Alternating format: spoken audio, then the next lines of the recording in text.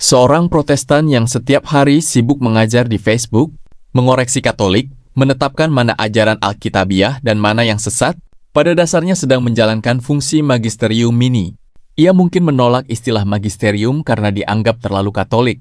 Namun fungsi tidak hilang hanya karena namanya dibuang. Ketika ia menafsirkan kitab suci, menyusun kesimpulan doktrinal, mengajar orang lain, membela suatu konfesi, lalu menghukum tafsir yang berbeda sebagai penyimpangan, ia sedang menjalankan otoritas mengajar, meskipun tanpa mitra, tanpa sinode, tanpa tahbisan, dan kadang tanpa pendidikan teologi yang memadai.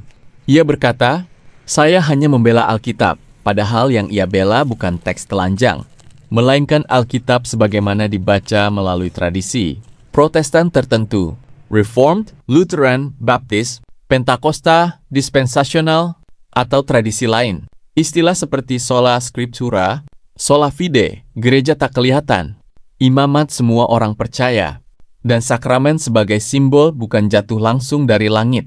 Semuanya diwariskan melalui sejarah, pengakuan iman, guru, denominasi, dan komunitas penafsir.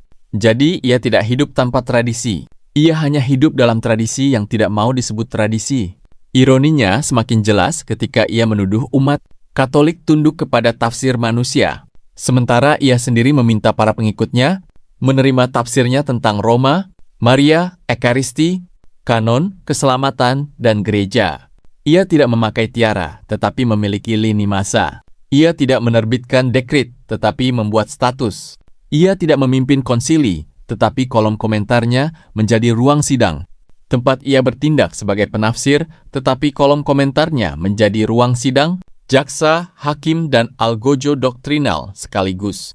Tentu, tidak setiap Protestan yang menulis di Facebook otomatis menjadi magisterium mini. Masalah muncul ketika ia tidak lagi sekadar menyampaikan pendapat, tetapi bertindak seolah tafsirnya adalah ukuran terakhir iman Kristen.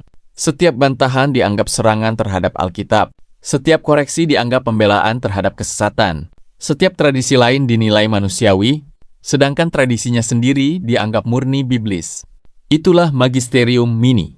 Otoritas mengajar yang menyangkal bahwa dirinya sedang mengajar dengan otoritas. Ia menolak tradisi Katolik, tetapi membela tradisi Protestan. Ia menolak magisterium Roma, tetapi membangun magisterium pribadi di Facebook. Ia menolak magisterium Roma, tetapi membangun magisterium pribadi di Facebook. Bedanya hanya satu. Paus dipilih oleh sebuah gereja, magisterium mini mengangkat dirinya sendiri.